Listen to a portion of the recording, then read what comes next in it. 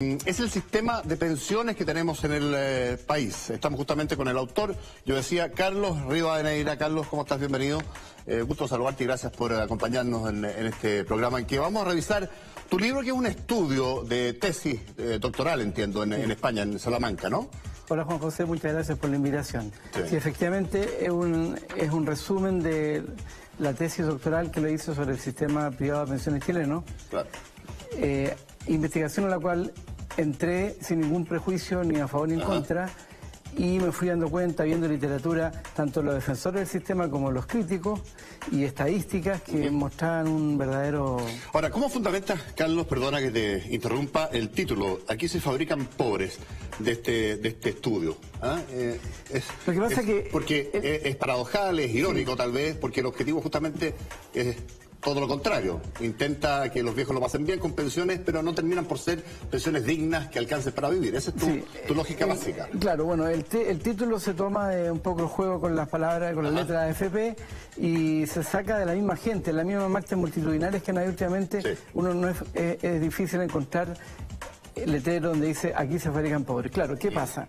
Que el sistema tal como está estructurado, tanto la forma de calcular las pensiones de vejez como la invalidez y sobrevivencia, que son los tres tipos de pensiones que hay en el sistema, lo único que asegura es pobreza.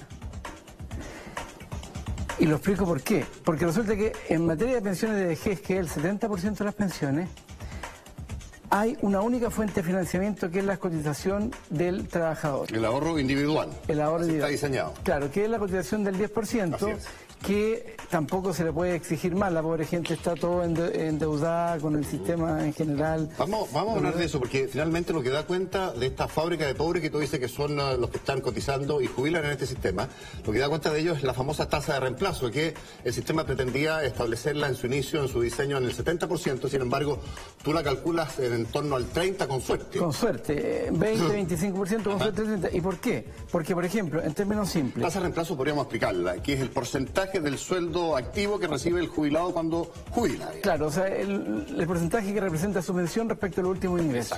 Exacto. Entonces, ¿qué pasa? Lo lógico, en estándares internacionales hablan del 70% de arriba. De ahí para arriba. Pero aquí, y es lo que se prometió en su momento, por la publicidad, pero aquí es con suerte el 30%. ¿Por qué?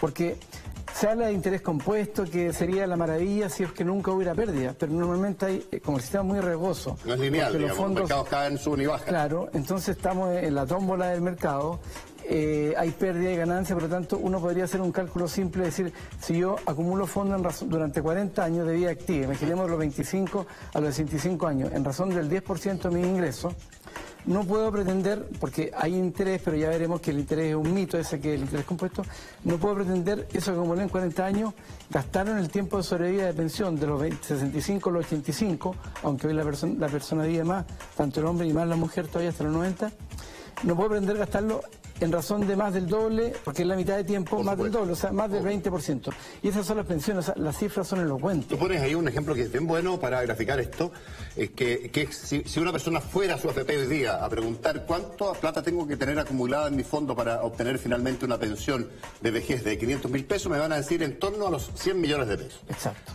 Y tú dices o haces el cálculo ahí. Si tú cotizas 45 años seguidos, sin lagunas, 170.000 pesos mensuales como el 10%, lo que equivale a tener un sueldo parejo durante esos 45 años de 1.700.000, vas a llegar más o menos a 94 millones de pesos. Más un 6% de interés que tú le regalas, a eso llegas a los 100. Eso te garantiza tener una pensión de vejez de 500.000 pesos. Esa condición... Que es a su vez, perdón, menos de un tercio de los 1.700.000. Además, esa condición de ganar durante toda su vida laboral 1 millón, casi 2 millones de pesos, la tienen muy pocos chilenos. No, y además aquí hay una serie de errores comunes. Por ejemplo, se dice es que la persona no cotiza. Bueno, primero el empleador cotiza, no la persona, pero aunque hay mucha gente, los televidentes que nos están escuchando, muchos les ha tocado que han cotizado toda su vida sin ninguna laguna y aún así tienen ese resultado porque las cifras no dan, es decir, el cálculo básico que hacíamos con el 10 y el 20%. También otro error común es que el problema tiene rentas bajas.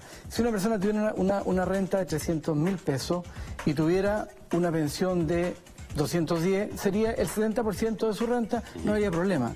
El tema es que aquí el problema es que tanto rentas altas como rentas bajas, una persona que gana 10 millones de pesos, con suerte va a sacar 3 millones. Lo que pasa es que las rentas altas pueden cotizar paralelamente, ahorrar paralelamente. Sí, la pregunta, Carlos, es si tú culpas de esto a las AFP y al sistema, ¿crees tú que ellas son o de que, por ejemplo, se cotiza poco, por poco tiempo, en un país que tiene sueldos que efectivamente son bajos? Chile es un país de una economía extractiva que en general todavía paga bajos sueldos, que hay largas lagunas de repente laborales, que la gente está viviendo hoy día más tiempo del que vivía cuando se creó el sistema, 10 años en promedio más de vida, de expectativa de vida. Hay que dividir, por ende, la pensión acumulada en 10 años más.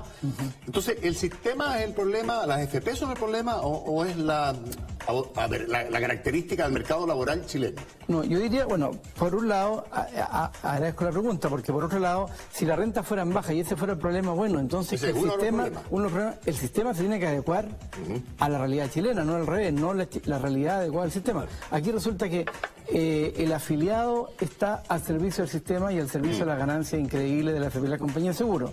El afiliado asume todos los riesgos. ¿Qué relevancia tiene que ganen mucha plata las FP o las compañías de seguros? Porque uno se puede equivocar fácil en el diagnóstico. Ellos ganan utilidades que son, claro, abultadísimas, pero las ganan por cobrar una comisión por administrar los fondos. Si yo les cobrara cero o pagara cero por esa administración yo como cotizante, no significaría que mi pensión se extendiera o expandiera en nada. Exacto, no es tanta, no es tanto incidencia en la comisión. El tema es que irrita que hay un sistema que da pobreza para la gente. No tiene, pero da pobreza para la gente y riqueza increíble para lograr. Entonces, si ponemos el sistema al servicio de la gente, podríamos, por ejemplo, que hubiera ganancia hasta cierto límite, cubrir gastos fijos, ejecutivos, luz, gas, agua, etcétera, de la oficina, y el resto que redunde en un fondo común en beneficio de las pensiones.